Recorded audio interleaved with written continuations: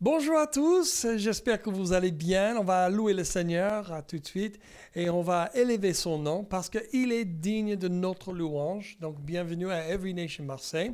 Je suis là avec notre équipe de louange et on espère de vous amener dans la présence de Dieu. Pour le faire, il faut focaliser sur Jésus. Il faut commencer à juste reconnaître le Seigneur pour toutes les bonnes choses qu'il a fait dans nos vies et juste commencer à louer avec tous nos cœurs. On va essayer de vous amener dans la présence. Donc, aide-nous en chantant avec une voix, haute voix et aussi crier un petit peu chez toi. Bouger un petit peu chez toi, mais essayer de faire quelque chose un peu différent dans ta louange que tu n'as jamais fait avant. Et si vous êtes là pour la première fois, désolé, nous sommes une église un peu fou. Non, pas vraiment, mais on est une église qui vraiment aime Jésus. Et on aime bien que tout le monde participe et à un certain niveau. Et on prie que la bénédiction de Dieu soit sur cette louange et que tu sois édifié, encouragé avec la louange et avec la prédication juste après. Donc, est-ce qu'on peut prier ensemble? Merci. Merci Jésus pour ce moment ensemble dans ta présence. Merci que ta grâce coule. Même quand on est des fous et on fait n'importe quoi, Seigneur, ta miséricorde nous rattrape. Même si on fait un gaffe ou on pêche contre toi, Seigneur, ta miséricorde nous rattrape. Et ta grâce nous donne la capacité de remonter et de retrouver notre place, notre identité vraie en Jésus-Christ. Et donc, merci Seigneur aujourd'hui qu'à travers de cette louange, chaque personne qui participe puisse être vraiment touché par ton esprit et vraiment élevé, amené un peu plus profond en toi. Que ton nom soit sanctifié et élevé dans nos vies et nos louanges au nom de Jésus-Christ. Amen. Amen. Bienvenue, on y va.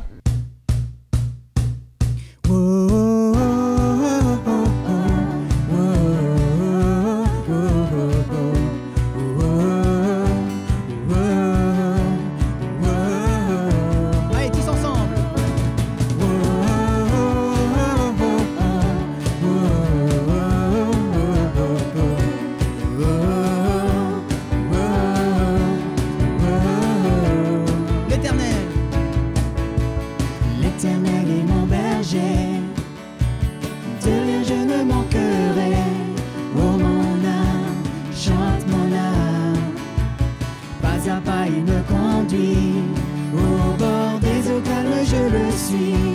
Oh mon âme, chante mon âme. Oui, toujours le bonheur et la grâce m'accompagneront devant sa face. Dans sa présence, tellement de joie, tellement de joie. Oui, et tant qu'il se trouve auprès de moi, aucun mal m'en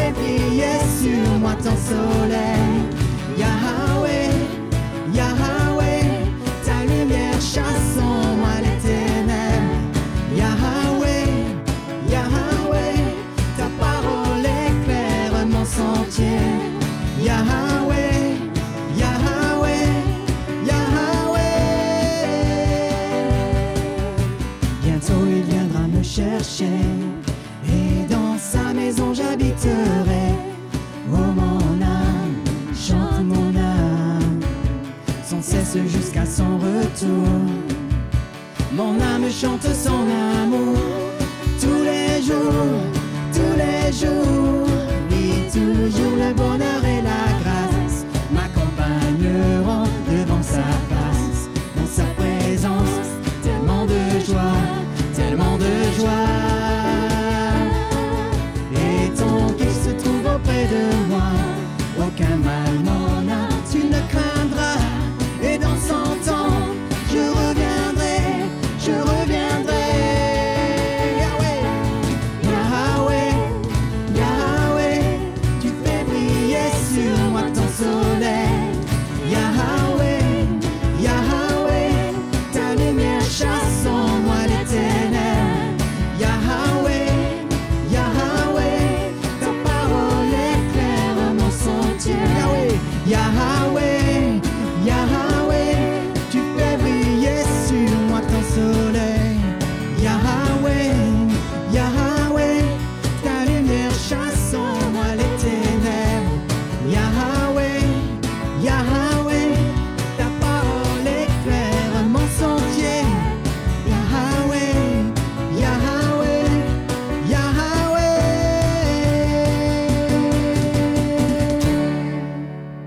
Alléluia! Wouh, Jésus!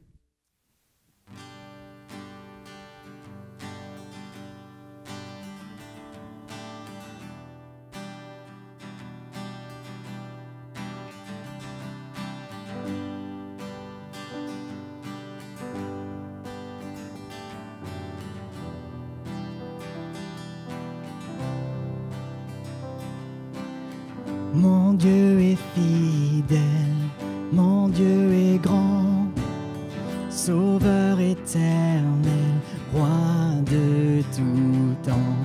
Mon Dieu est vivant, saint est son nom, il a porté ma condamnation.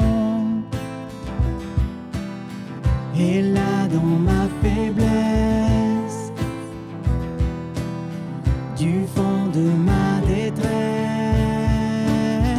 je viens déclarer que mon Dieu règne.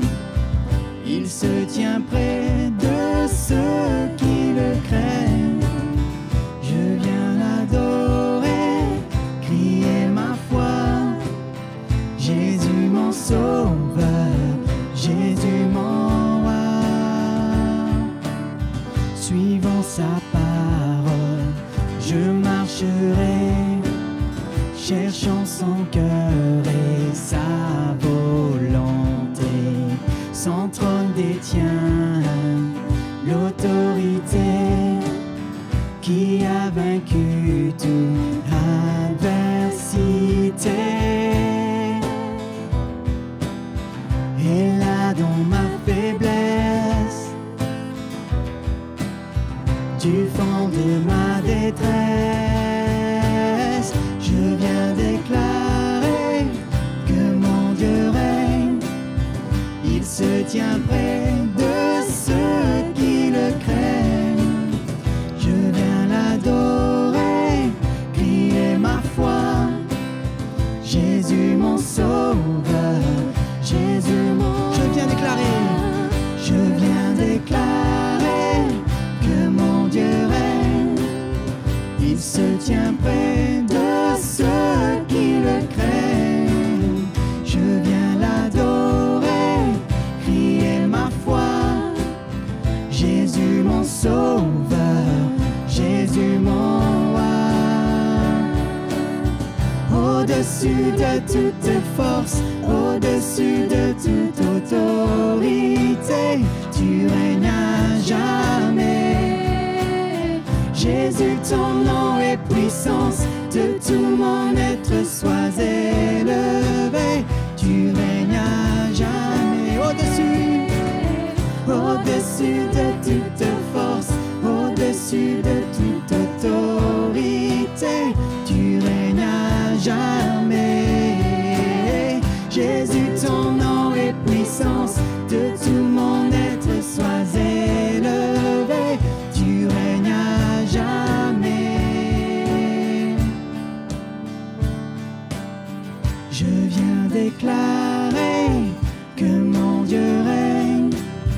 Il se tient près de ceux qui le craignent. Oh, je viens l'adorer, crier ma foi. Jésus mon sauveur, Jésus mon... Je viens déclarer que mon Dieu règne. Il se tient près de ceux qui le craignent. Je viens l'adorer, crier ma foi. Jésus mon sauveur, Jésus mon roi. Au-dessus de toute force, au-dessus de toute autorité, tu règnes à jamais. Jésus, ton nom est puissance, de tout mon être sois élevé. Tu règnes à jamais. Au-dessus de toute force, au-dessus de toute autorité, tu règnes à jamais. Jésus, ton nom est puissance, de tout mon être sois élevé. Tu règnes à jamais.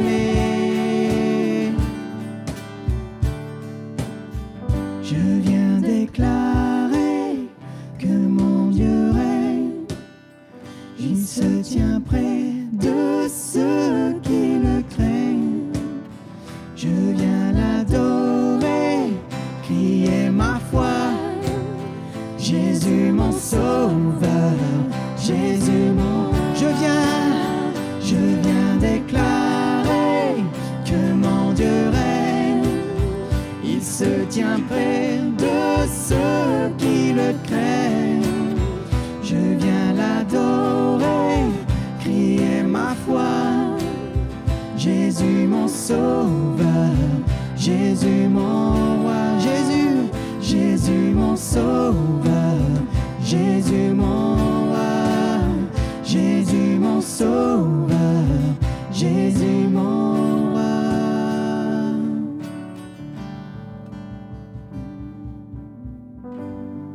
Alléluia.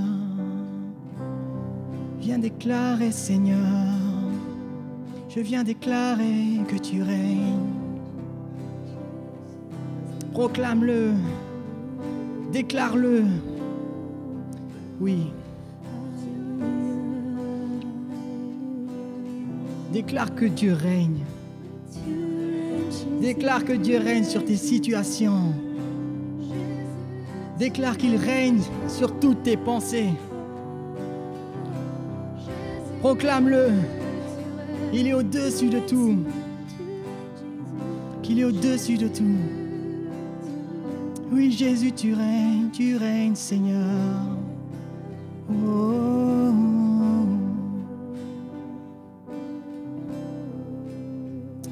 On a besoin de proclamer que notre Dieu règne dans cette situation, dans cette saison. Oui, on a besoin d'élever Jésus avec nos voix. On a besoin de le dire avec nos mots. Pourquoi est-ce qu'on a besoin de ça? Pas seulement pour raviver notre courage, pas seulement pour notre foi. On a besoin de ça aussi pour chasser l'ennemi. L'ennemi n'est pas intimidé par nos pensées. L'ennemi n'est pas intimidé par ce qu'on croit à l'intérieur. Ce qu'il a peur, c'est quand on proclame la vérité, comme Jésus l'a fait face à Satan. Avec sa bouche, il l'a chassé d'une seule parole. Alors disons-le à haute voix. Jésus règne sur toutes choses. Peu importe ma faiblesse. Peu importe ma faiblesse. Mon Dieu règne et je suis victorieux. Je suis victorieux. Alléluia. Tu règnes, Jésus, sur toutes mes situations. Je le proclame. Je marche dans ta parole. Je suis dans ta volonté, Seigneur. Je suis dans amour, dans ton amour, Jésus.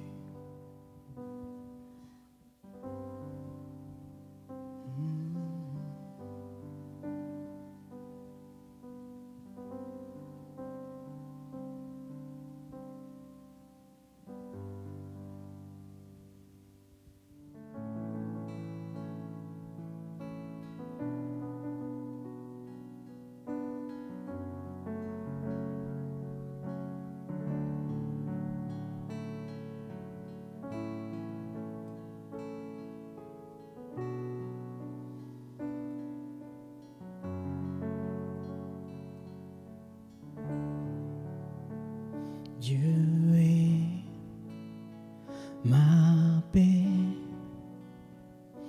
il tient toutes choses dans sa main, toujours présent, il fait fuir tous mes géants, je n'ai rien à craindre car tu es là. Tu chasses toutes mes peurs. Je n'ai rien à craindre car tu me tiens. Mon cœur est dans la paix. Je n'ai rien à craindre. Je n'ai rien à craindre. Dieu est fidèle, tout ce qu'il dit s'accomplit dans son repos. Ma foi s'aligne à sa grâce, je n'ai rien à craindre car tu es là. Tu chasses toutes mes peurs.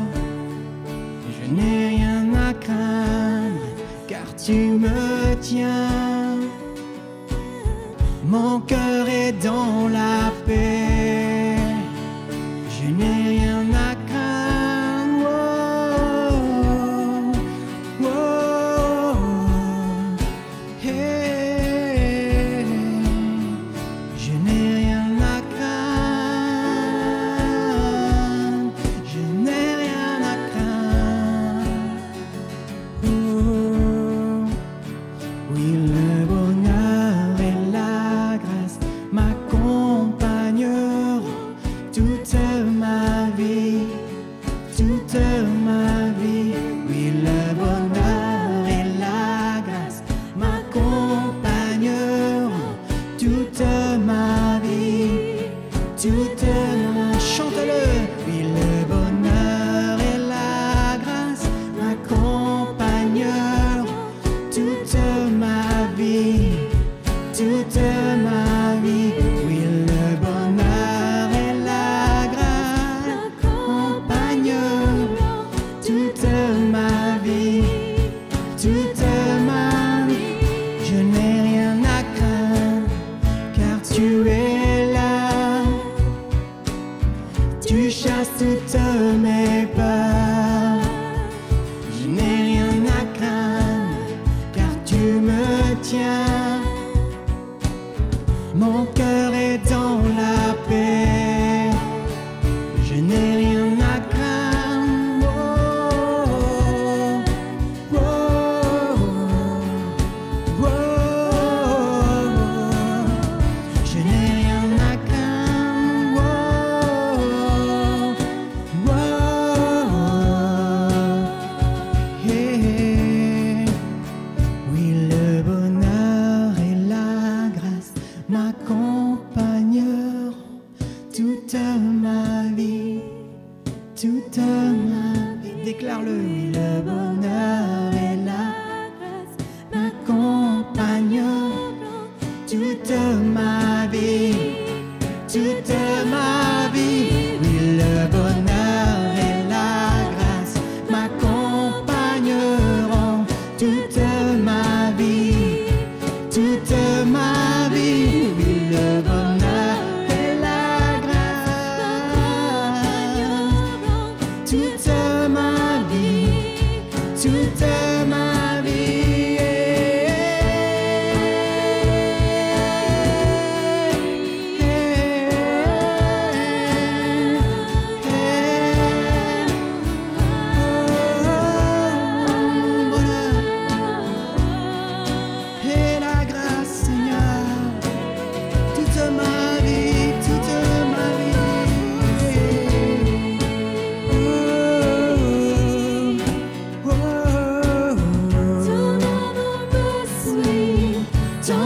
amour me poursuit.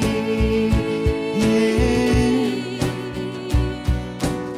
Ton amour me suit, ton amour me poursuit. Hey, hey. Ton amour me suit, ton amour me poursuit. Jésus, oh Jésus, hey, hey, Jésus.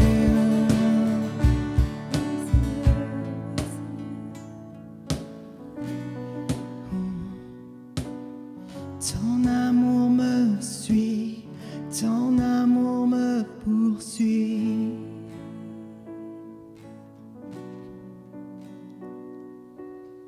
Ton amour me suit, ton amour me poursuit. Oui, Jésus, ton amour me suit, ton amour me poursuit. Proclame-le, chante-le, proclame-le. Ton amour me suit, ton amour me poursuit.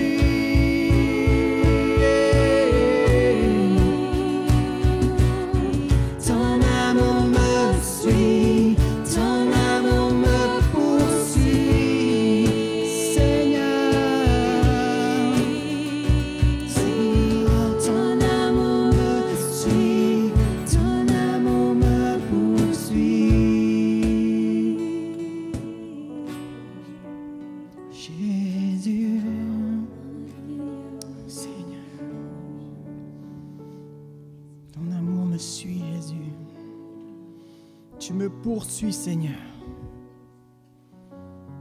Depuis que tu m'as créé, Jésus, tu me poursuis.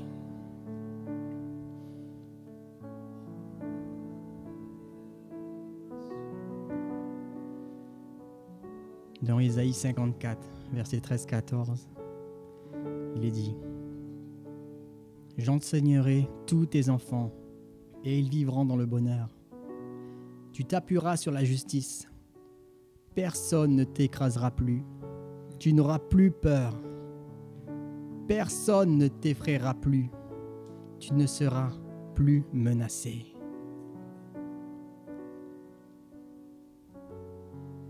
Alléluia. Est-ce qu'on peut proclamer ce verset? Est-ce qu'on peut le dire? Je serai affermi par la justice. J'oublierai l'oppression, car je n'ai plus rien à craindre. J'oublie la terreur, car elle ne s'approche plus de moi, parce que le Seigneur règne. Amen. Quelle merveilleuse promesse. Dieu est tellement bon. Ses promesses sont tellement vraies. Amen. Amen. Alléluia. Merci Jésus. Dieu te dit, ne crains plus. Amen. Ne crains pas, Alléluia. car je suis là. Amen Seigneur. Merci Jésus. C'est lui qui te tient. C'est lui qui éloigne toutes tes peurs. Reçois sa paix maintenant.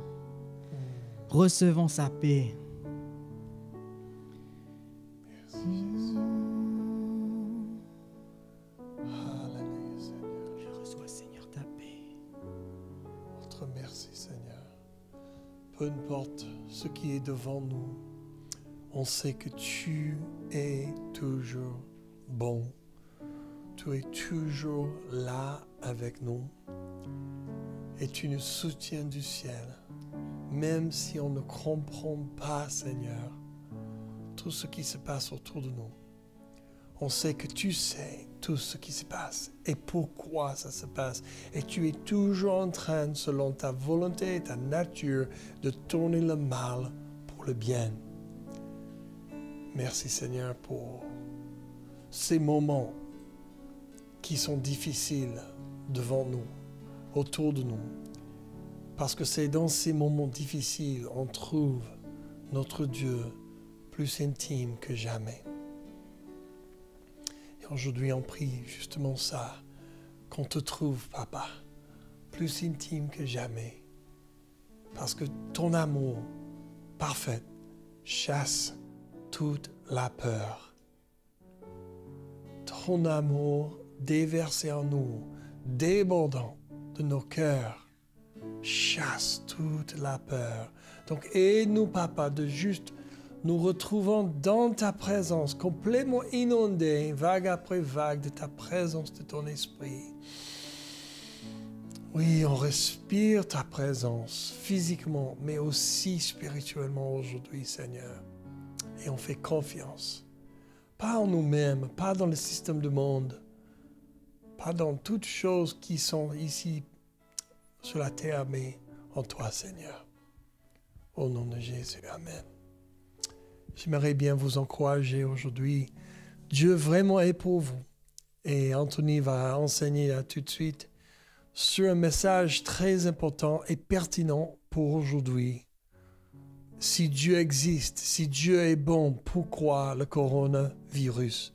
Donc restez avec nous pour entendre ce message pertinent et important pour aujourd'hui. Mais ça parle de cette crainte, ça parle de la peur que l'ennemi veut mettre dans nos vies, ça parle de pourquoi le mal existe, ça parle de beaucoup de choses, mais c'est important pour les croyants, pour vous les croyants et les non-croyants à entendre ce message. C'est une bonne explication, c'est une bonne défense pour l'évangile, c'est important pour édifier notre foi, pour qu'on puisse sortir, même juste traverser cette saison difficile.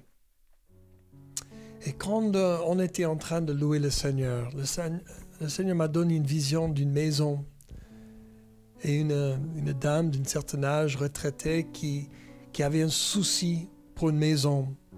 Et le Seigneur m'a montré que tout va aller soit dans la paix. Donc si c'est toi, madame, qui cherche une maison ou essaie de garder ta maison ou les choses qui sont en train de tourner autour, n'aie pas peur. Dieu est pour toi. Il va prendre soin de ta maison. Et Dieu a une maison beaucoup plus grande que toutes les maisons sur la terre. Il a toujours une place pour toi, pour moi, pour nous tous. Dans sa maison, il y a beaucoup de pièces. La bonne air, les bonnes choses, l'amusement. Donc on vous encourage d'écouter ce message aujourd'hui qui vient tout de suite. Nous sommes au milieu d'une série qui s'appelle « Dieu est-il mort ?» C'est une série de 5 messages qui plongent profondément dans certaines questions de la pensée et du cœur. Nous explorons des raisons pour lesquelles nous croyons ou non en Dieu, et plus précisément le Dieu de la Bible. Et si vous voulez regarder et écouter les messages précédents, allez à notre site de YouTube Every Nation Marseille. Et si vous êtes là pour la première fois et ou vous êtes curieux ou vous cherchez à comprendre qui est Dieu, soyez les bienvenus. Et pour ceux qui croient en Jésus, bienvenue aussi. On espère que cette série va vous soutenir et vous encourager dans votre relation avec le Seigneur ainsi que vous aider à donner une réponse. Même comme l'apôtre Pierre a dit, soyez toujours prêts à défendre l'espérance qui est en vous devant tous ceux qui vous en demandent raison. Et dans cette série, nous examinons 5 sujets précis présentés par 5 intervenants différents. Il y a 2 semaines, on a traité « Dieu n'est-il qu'une illusion ?» avec moi. Il y a 1 semaine, on a traité « Pourquoi y a-t-il quelque chose plutôt que rien ?» avec Dr. Lara Abou-Khalil. Et c'était superbe.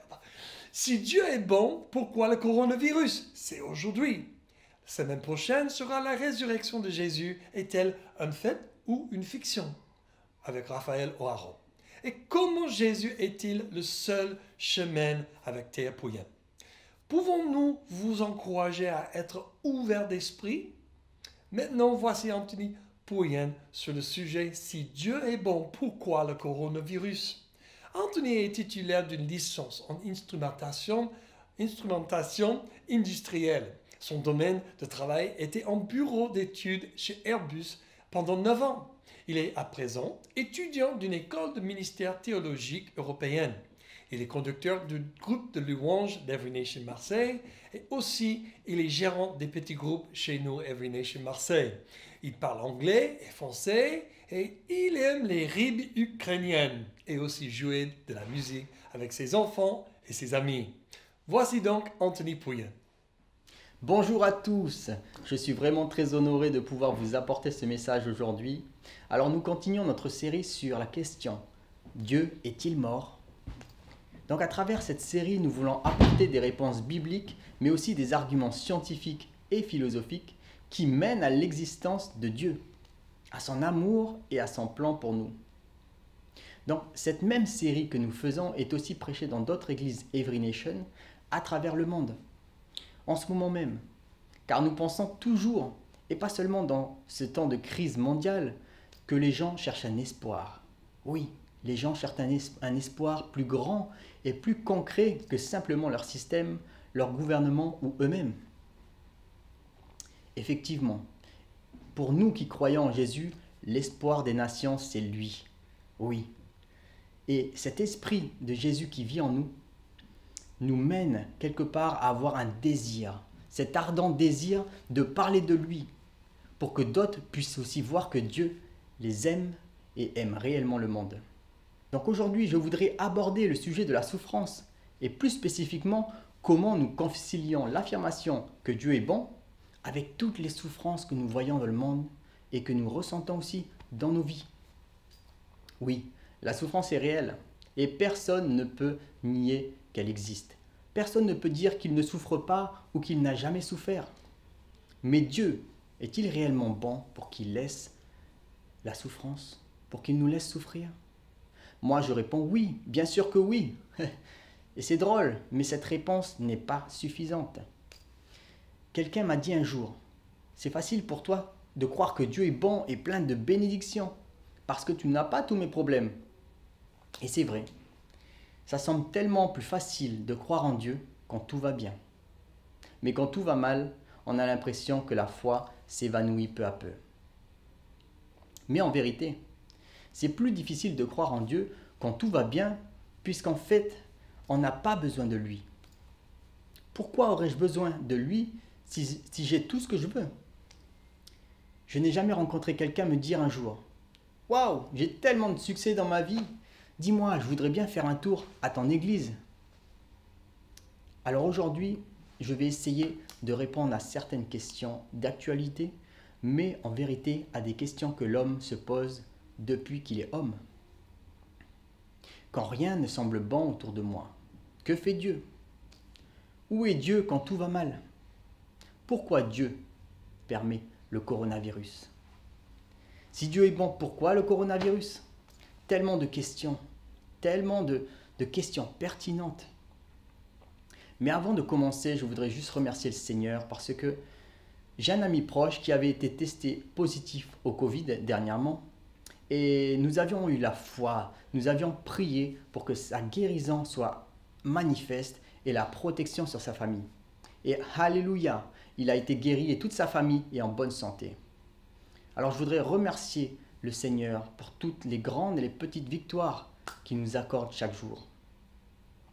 Alors, mais maintenant, nous sommes dans une saison bien étrange, une période bien particulière, vous ne trouvez pas? J'ai l'impression que cette année 2020, c'est l'année science-fiction.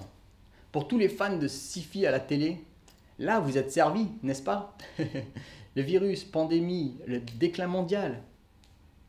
Non. Il y a réellement un défi en France et dans le monde pour essayer de stopper définitivement ce virus. Les gouvernements luttent pour trouver des mesures adaptées à leur pays. Certains disent que c'est toujours très grave, d'autres disent que ça va. Finalement, ça s'est transformé en une sorte de grippe saisonnière et que ça ne partira jamais réellement. Certaines mesures paraissent même exagérées et dans d'autres pays paraissent quasi inexistantes. Moi, j'ai l'impression que les gens ne savent plus ce qu'ils doivent accepter ou refuser, croire ou protester. Chacun suit un peu sa propre conscience et sa propre conviction. Et voilà. Mais en vérité, c'est un sujet plus général. Chacun a sa version de ce qui signifie pour lui le bon et le mauvais. En en fonction de quelle culture on vient, de notre vision du monde ou de ce que nous avons vécu. Cela nous affecte. Pourquoi est-ce qu'un petit enfant ne soupçonne-t-il pas le mal? Parce qu'il n'a pas encore vécu autant de rejet et d'abus qu'un adulte. C'est-à-dire qu'en grandissant, notre jugement va être altéré à cause de toutes nos blessures et de ce que nous avons vécu. Notre interprétation du mal qu'on a subi va soit nous rapprocher de Dieu, soit nous éloigner de lui. Beaucoup soutiennent même l'idée que le mal et la souffrance prouvent que Dieu n'existe pas. Mais sans Dieu, les termes bon ou mauvais, juste et injuste n'expriment que, dans l'absolu, des opinions personnelles. Qui a le droit de décréter que ça, c'est méchant et ça, c'est gentil? Ça, c'est juste ou ça, c'est injuste? Oui, sans Dieu, il n'y aurait aucun standard pour la justice et pour la morale. Sans Dieu même, tout serait possible et sans conséquence. Moi, ça me paraît injuste, je trouve, que si dans cette vie, on pourrait faire tout le mal que l'on veut, sans conséquence ici et après, vous ne trouvez pas? En vérité, nous savons qu'il y a déjà des conséquences sur terre à nos mauvaises actions. Même si nous savons qu'elle est imparfaite, il y a déjà un certain standard de justice et de morale dans le monde. Par exemple, un meurtrier ou un voleur ne reste pas impuni indéfiniment. Il est arrêté et emprisonné. Mais ce qui est évident là, c'est qu'en vérité, la justice imparfaite de ce monde, c'est-à-dire notre incapacité à rendre efficacement la justice, pointe vers le fait que nous avons besoin d'une justice au-delà, la justice parfaite de Dieu. Donc la question qu'on peut se poser maintenant, c'est « Mais alors, est-ce que Dieu rend sa justice en permettant la souffrance? Est-ce que Dieu envoie le coronavirus pour nous punir? » Non, la souffrance n'est pas une punition de Dieu. Il ne veut pas que nous souffrions. Au contraire, il veut que nous soyons libérés un jour de tout ce mal et de toute cette souffrance. En fait, la Bible n'est pas seulement un livre qui parle de Dieu et des miracles. La Bible est un livre qui parle aussi du mal et de la souffrance. J'ai même envie de dire qu'il n'y a aucune souffrance que l'homme peut connaître aujourd'hui qui n'est pas déjà mentionnée dans la Bible. Dieu n'a jamais été absent dans la souffrance des hommes. Il était présent dans chacune des souffrances de ceux qui ont mis leur confiance en lui. Effectivement, voilà la vérité. Donc quelque part, Dieu n'a pas esquivé la question de la souffrance, mais plutôt il attendait que nous posions cette question. Dieu, si tu es vraiment bon et tout-puissant, pourquoi permets-tu le mal et la souffrance dans ce monde? Pour résoudre ce problème, beaucoup pensent que Dieu devrait tout simplement enlever tout le mal de la terre, afin que nous soyons enfin libres et en paix, tous gentils les uns avec les autres. Mais si Dieu devait enlever maintenant tout le mal, il devrait nous supprimer aussi, n'est-ce pas? L'être humain est aussi la source de beaucoup de mal et de souffrance. Souvent, on a tendance à accuser Dieu à cause de toutes les injustices. Mais que faisons-nous avec l'injustice que nous créons personnellement autour de nous? Réparons-nous toujours le mal que nous causons? Prenons-nous toujours la responsabilité de nos fautes? Pardonnons-nous à ceux qui nous ont blessés? Et oui, et pour avancer, il faut aussi que nous nous posions certaines questions cruciales. Et parfois, ça fait mal. Mais donc, si Dieu n'a pas envoyé le mal, d'où vient le mal? Qu'est-ce que le mal?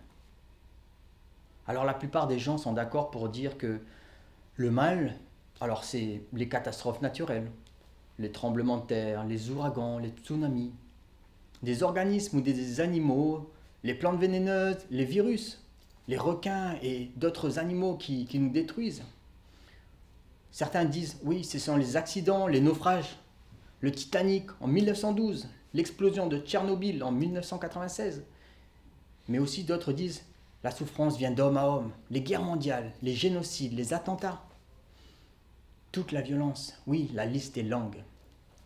Tellement longue qu'on l'on pourrait douter de la bienveillance de Dieu envers nous. Mais la Bible nous dit que tout cela n'est que la conséquence du mal et non l'origine du mal. Et donc pour savoir si Dieu est réellement bon, il faut alors regarder ce qu'il nous dit sur l'origine du mal. Remontons un peu à la Genèse, quand Dieu a tout créé, bon, parfait, il a créé l'univers, la terre, les animaux et Adam et Ève. Il n'y avait pas de souffrance, pas de mal, seulement une relation d'amour parfaite et authentique et grandissante avec Dieu. Cependant, pour que cet amour soit partagé et sincère, il était nécessaire que l'homme soit véritablement libre, libre de choisir, de vivre en harmonie avec son Créateur ou de le rejeter. Donc Dieu a donné délibérément à l'homme et à la femme le libre arbitre, le pouvoir de choisir, de faire confiance en Dieu ou pas. Cette liberté de choisir ce qui est bon ou mauvais. La Bible nous dit que même les anges créés par Dieu ont aussi la capacité de choisir, de faire le bien ou le mal. Et une partie des anges du ciel se sont même rebellés contre lui et sont devenus des démons. Donc la Bible nous dit que Dieu n'a pas créé le mal.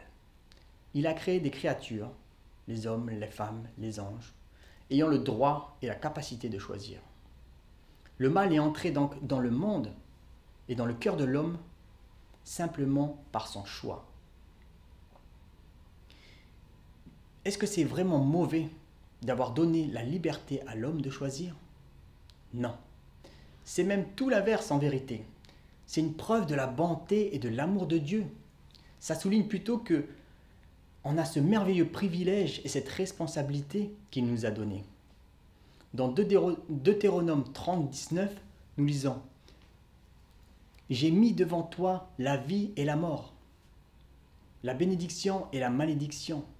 Choisis la vie afin que tu vives, toi et ta postérité, pour aimer l'Éternel ton Dieu, pour obéir à sa voix et pour t'attacher à lui. » Donc nous voyons ici que Dieu a averti le peuple hébreu qu'il n'y avait que deux chemins, la vie et la mort, la bénédiction et la malédiction.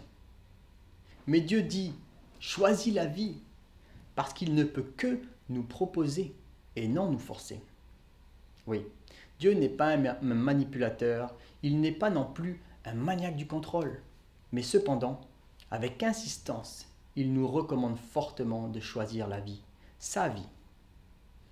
Donc je pense que si Dieu nous avait créés comme des robots, avec l'incapacité de suivre une autre voie, nous n'aurions pas cette discussion aujourd'hui, n'est-ce pas?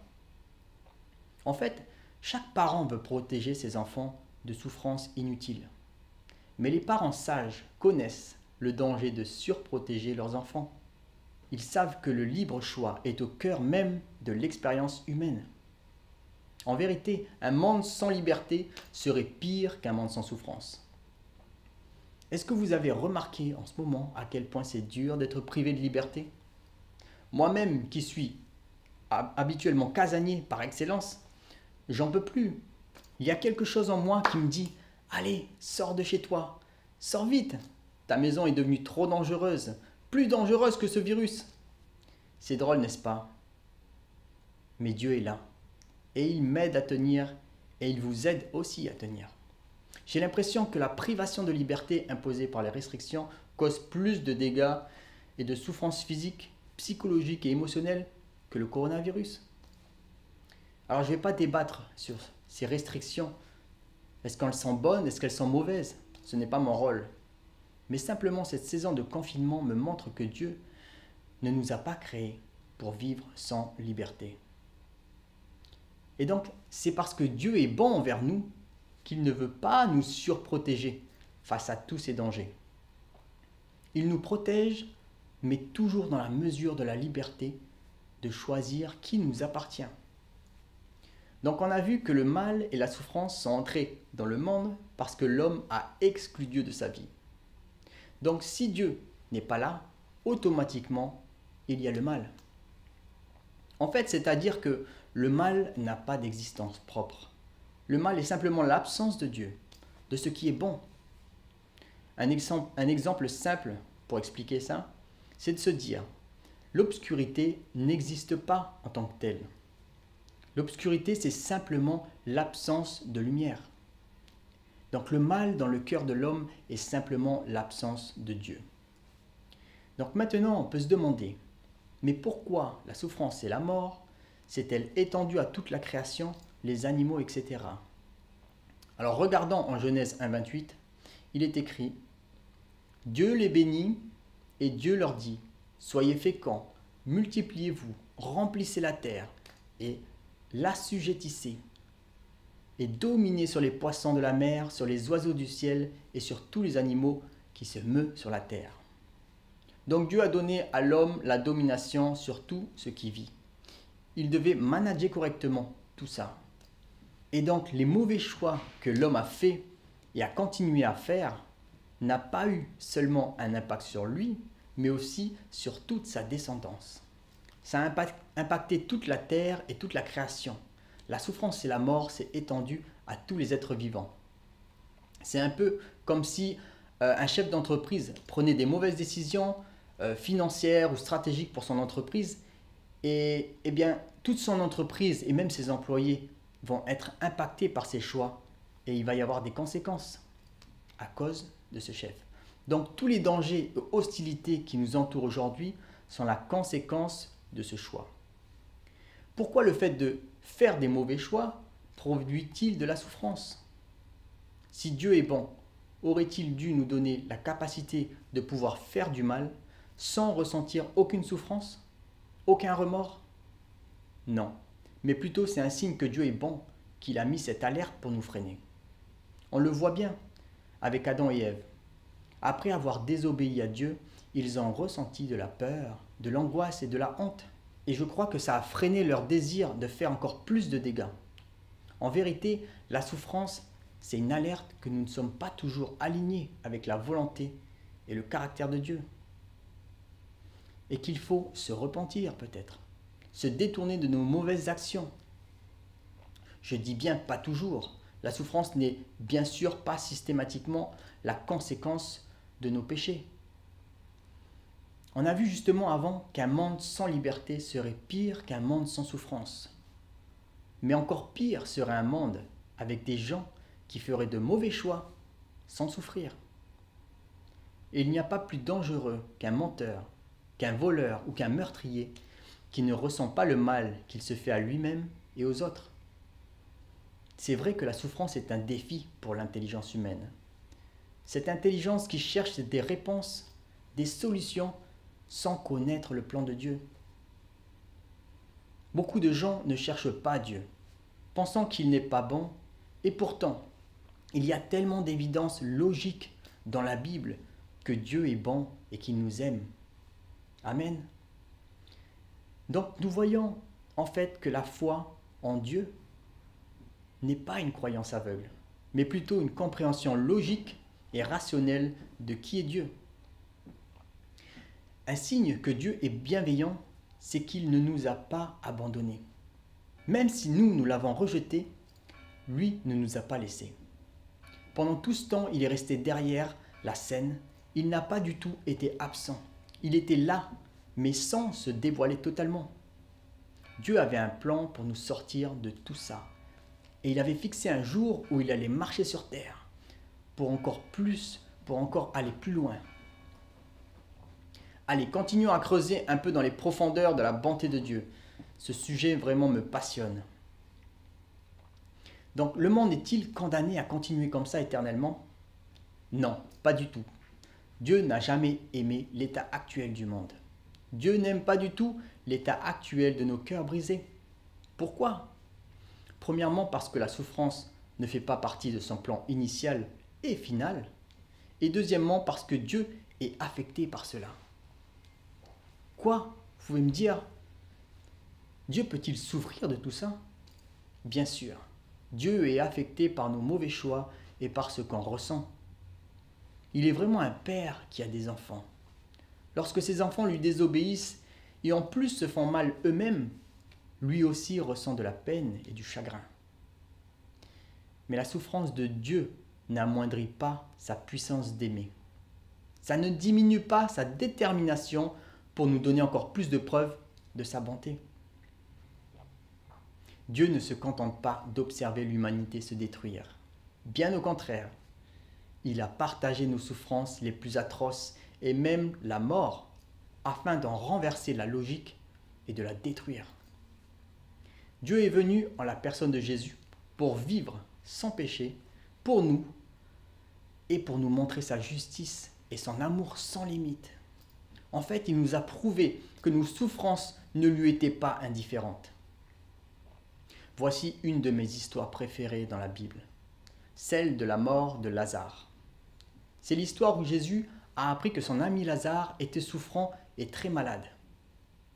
Et Jésus, en l'apprenant, au lieu de partir directement pour aller le voir et éventuellement le guérir, il resta encore 2 jours là où il était. Regardons un petit peu ce passage extraordinaire dans cette histoire, dans Jean 11, versets 5 et 6. Or Jésus aimait Marthe et sa sœur et Lazare. Lors donc qu'il apprit que Lazare était malade, il resta encore 2 jours dans le lieu où il était. Sauf que Lazare, entre-temps, est mort. Voyez-vous le lien entre Jésus aimait Marthe, Marie et Lazare, et Jésus laisse mourir Lazare? En tant qu'humain, ça paraît illogique. Exemple, si vous apprenez qu'un proche à vous est malade et va peut-être décéder, vous ferez tout ce qui est dans votre pouvoir pour aller le voir avant qu'il ne soit trop tard, n'est-ce pas? Sauf que Jésus n'est pas que humain, il est aussi pleinement Dieu. Donc on a l'impression que pour lui ici, la mort de Lazare est une opportunité pour prouver son amour et sa toute-puissance à Marthe et Marie. Comment? En ressuscitant Lazare. Et effectivement, dans le Nouveau Testament, nous ne trouvons que 3 fois où Jésus ressuscite quelqu'un. La fille de Jairus, en Marc 5, 22-43, le fils d'une veuve, en Luc 7, 11, et la résurrection de Lazare. Donc Jésus ne courait pas toute la journée pour essayer de ressusciter les morts dans les villages alentours, mais c'était un miracle privilégié qu'il offrait ici. Mais avant qu'il ressuscite Lazare, il y a quelque chose d'extraordinaire qui s'est passé. Connaissez-vous le verset le plus court dans la Bible? Le verset le plus petit? Je pense que les théologiens de l'époque qui ont divisé toutes les Écritures en versets ont fait exprès de laisser 2 mots à part. Donc, il y a Jésus qui arrive au village et Marie arrive en pleurant et lui dit « Seigneur, si tu avais été ici, mon frère ne serait pas mort. » Donc il y a une atmosphère de deuil là.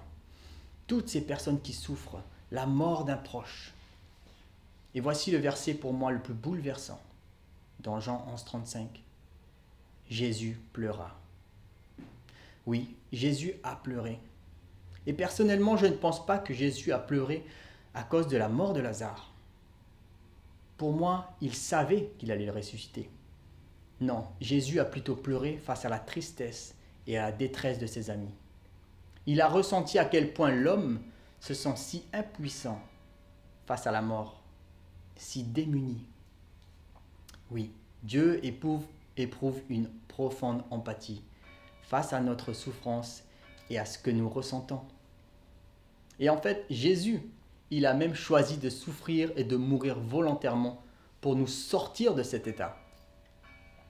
Voici ici une des prophéties du Messie données il y a 600 ans avant que Jésus arrive. Mais il était blessé pour nos péchés, brisé pour nos iniquités. Le châtiment qui nous donne la paix est tombé sur lui. Et c'est par ses meurtrissures que nous sommes guéris. Ésaïe 53, 5. Waouh!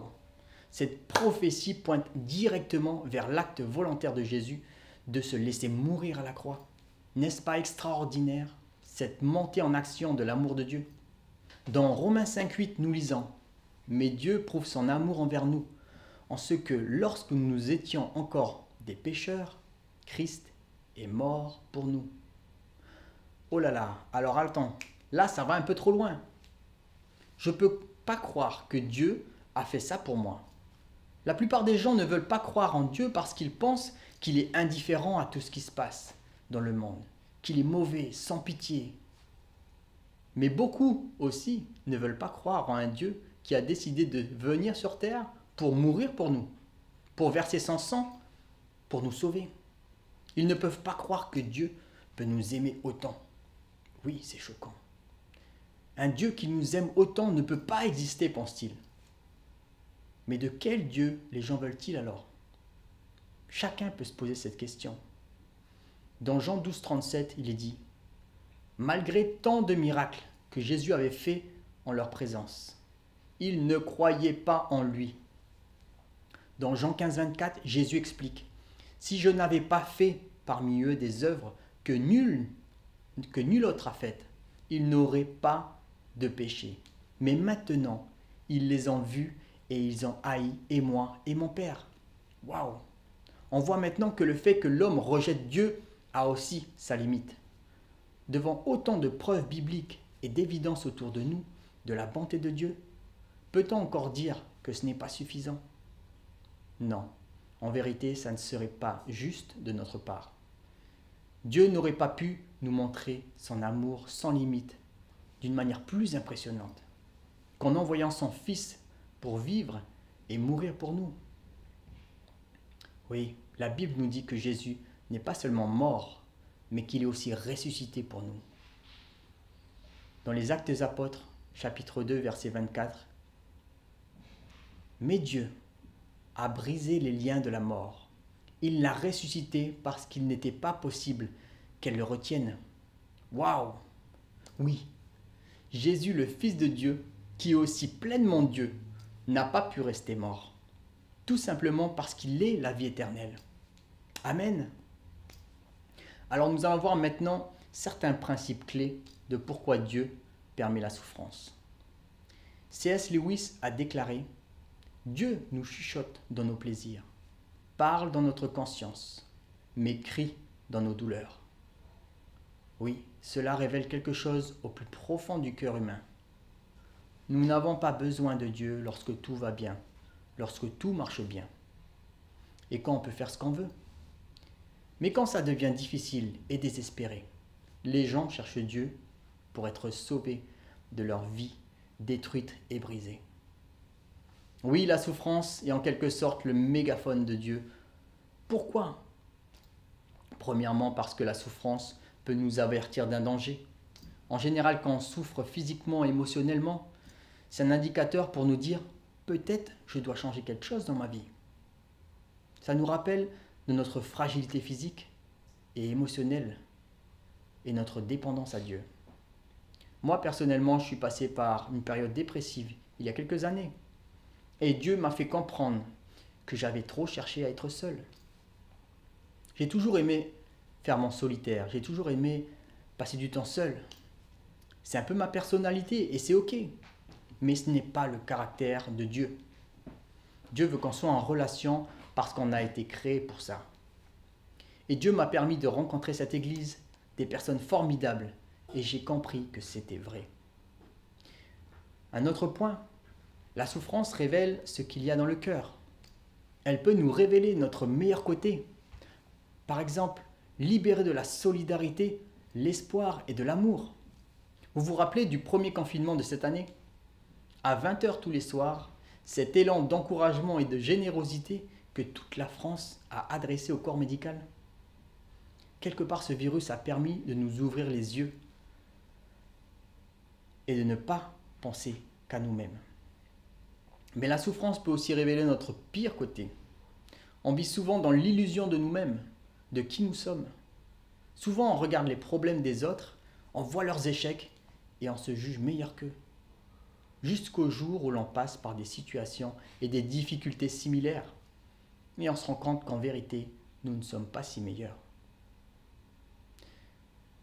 Troisième point, Dieu peut changer la souffrance en bien pour nous. Dans Psaume 34, 20, nous lisons « Beaucoup de malheurs atteignent le juste, mais l'Éternel l'en délivre toujours. » Tellement d'exemples dans la Bible. Au milieu des souffrances, Job a acquis une compréhension plus profonde de Dieu. Joseph, qui a été vendu par ses frères comme esclave en Égypte, est devenu le gouverneur de toute l'Égypte. Et des années plus tard, lorsqu'il a revu ses frères, il leur a dit « Vous aviez médité de me faire du mal, mais Dieu l'a changé en bien. Il a pardonné à tous ses frères et Dieu a été glorifié. Oui, Dieu veut nous bénir, comme il a béni Joseph. Un autre point, la souffrance relâche notre contrôle sur la vie. Peut-être que tu es une personne qui aime avoir le contrôle total sur ta vie. Tu n'aimes pas perdre, tu n'aimes pas les surprises. Toute ta vie est bien réglée. Et pourtant, dans cette saison, tu es en train de perdre le contrôle. Alors peut-être c'est le moment de chercher à faire plus confiance à tes proches, à tes collègues ou à ton église. En temps de crise, nous nous réconfortons aussi les uns les autres. Oui. Béni soit Dieu, le Père de notre Seigneur Jésus-Christ, le Père plein de compassion et le Dieu de tout réconfort. Il nous réconforte dans toutes nos détresses, afin que nous puissions réconforter ceux qui se trouvent aussi dans la détresse, grâce à l'encouragement que nous recevons nous-mêmes de la part de Dieu. 2 Corinthiens, chapitre 1, versets 3 et 4. Aujourd'hui, nous vivons tellement chacun pour soi. Les temps de crise ont leur façon de nous rapprocher les uns des autres et de nous ramener à la raison. Soudain, nous nous rendons compte, nous nous rappelons que les gens comptent plus que les choses. Nous nous rappelons que nous avons besoin des uns des autres et que par-dessus tout, nous avons besoin de Dieu. Et le dernier point, c'est que la souffrance nous donne l'occasion de faire confiance en Dieu plutôt qu'en nous-mêmes. Oui, l'adversité est un pont qui nous amène encore plus proche de Dieu. Nous ne pouvons pas expérimenter la paix et la consolation de Dieu si nous ne laissons pas la place à lui dans nos détresses. Oui, la consolation de Dieu surpasse notre souffrance. Bien plus, nous sommes fiers même de nos détresses, sachant que la détresse produit la persévérance. La persévérance produit la victoire dans l'épreuve. Romains 5, versets 3 et 4. Et nous qui sommes en Jésus-Christ, nous souffrons comme tout le monde. Mais cette joie et cette paix surnaturelle de Dieu nous fait triompher du mal. Dieu nous a prouvé qu'il a triomphé de toute la souffrance du monde. Jésus l'a dit lui-même. « Je vous ai parlé ainsi, afin qu'en moi vous ayez la paix. Dans le monde, vous avez à souffrir. Mais courage, moi j'ai vaincu le monde. » Amen.